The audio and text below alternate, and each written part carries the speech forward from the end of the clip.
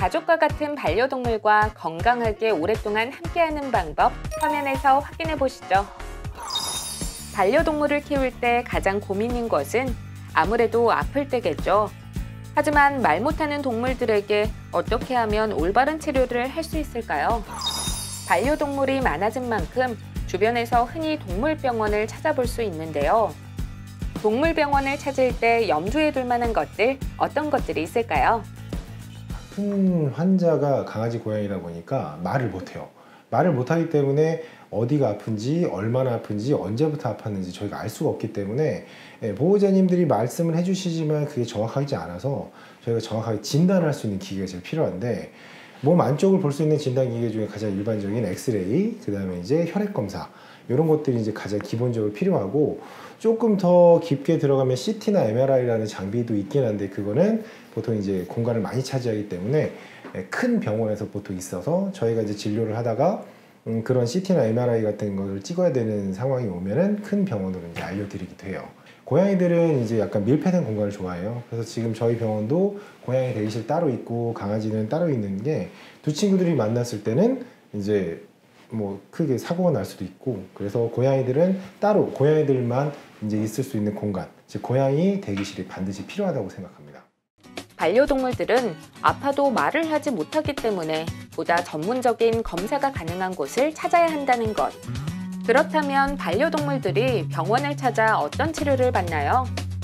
치료 프로그램은 기본적으로 눈으로 볼 수 있는 것부터 이제 눈으로 볼 수 없는 것까지 진행이 되는데, 눈으로 볼 수 있는 거는 가장 겉으로 나온 거, 일단 피부 쪽, 그 다음에 이제 구강, 그 다음에 구토나 설사는 소화기 질환, 그 다음에 골절이라든지 아니면 이제 타박상 이런 것도 있고, 슬개골이 이제 제 위치에서 벗어난 슬개골 탈구라는 질병이 있는데 그것도 저희가 이제 보고 있고, 특히 이제 고양이 같은 경우는 이제 워낙 예민한 동물이다 보니까 이제 신경, 정신적으로 이제 충격을 받아서 생기는 여러 가지 질병들이 있어요. 그런 것까지 이제 저희가 다 진료를 보고 있습니다.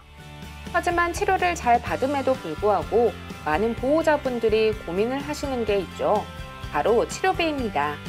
마땅히 치료를 받아야 하지만 치료 후에 발생하는 비용으로 적잖이 놀라는 보호자분들도 많다는데요. 이러한 치료비 걱정을 덜고 반려동물들의 건강을 위해 무엇보다 정기적인 건강검진이 필요하답니다. 우리가 혈액검사 결과가 나왔는데 혈액검사하길 잘했어요. 지금 보시면 고기나 단백질을 이 친구가 소화시킬 수 있는 용량보다 좀 많이 먹었을 때 신장이 무리해서 나오는 그런 수치들이 좀 나왔거든요. 만약에 저희가 이제 약을 드리고 치료를 진행을 했는데도 일주일 뒤에 피검사를 했는데 여전히 또 안 좋게 나왔다. 그러면은 이 친구는 약간 만성 쪽이니까 이때는 초음파라든지 CT라든지 좀 상위의 검사를 좀 해야 될 것 같기는 해요. 약을 일주일치 지어 드릴 테니까 약 일주일 정도만 먹으시면 괜찮을 것 같고, 일주일 뒤에 다시 오셔가지고 혈액검사 동일하게 진행을 해서 이제 변화된 추이를 이제 보고 이제 치료를 이제 또 이어나가면 될 것 같아요. 건강검진의 목적을 이제 정확히 알고 있으셔야 되는데, 건강검진의 목적이 크게 두 가지로 보시면 되는데, 첫 번째는 건강검진을 통해서 현재 우리 반려동물의 몸 상태를 보고 싶으신 것, 얘가 아픈 데가 있는지 없는지, 안 좋은 데가 있는지 없는지, 그 현 상태를 보는 것이 건강검진의 1번 목적이고, 두 번째 목적은 1년에 한 번 정도 이제 주기적으로 건강검진을 진행하면 그 건강검진을 한, 즉 혈액검사라든지 엑스레이라든지 기타 이제 그 자료를 보면서 변화된 추이를 볼 수 있거든요. 얘가 점점 좋아지고 있는지, 유지가 되고 있는지, 안 좋아지는지.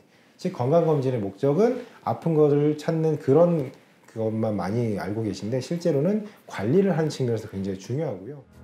실제로 동물은 사람의 생각과는 달라 보호자의 뜻대로 행하기보다는 동물의 건강을 위해 소의사와 충분한 상의가 필요하다고 합니다.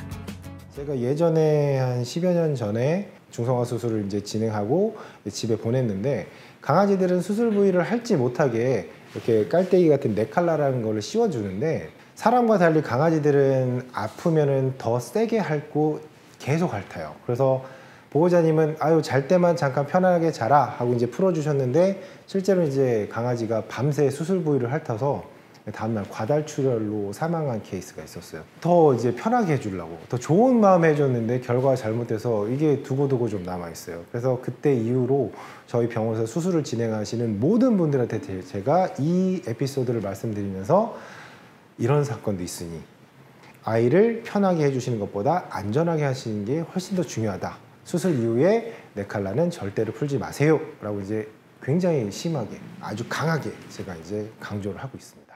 보호자들에게 소중한 반려동물의 건강을 챙길 수 있는 방법, 그리고 질병을 예방할 수 있는 방법을 적극적으로 알려주는 것은 물론 사랑으로 동물들을 보살피는 곳.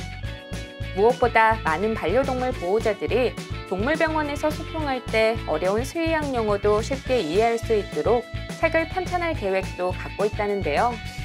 어떻게 하면 더 건강하게 키울 수 있을까? 어떻게 하면 잘 키울 수 있을까?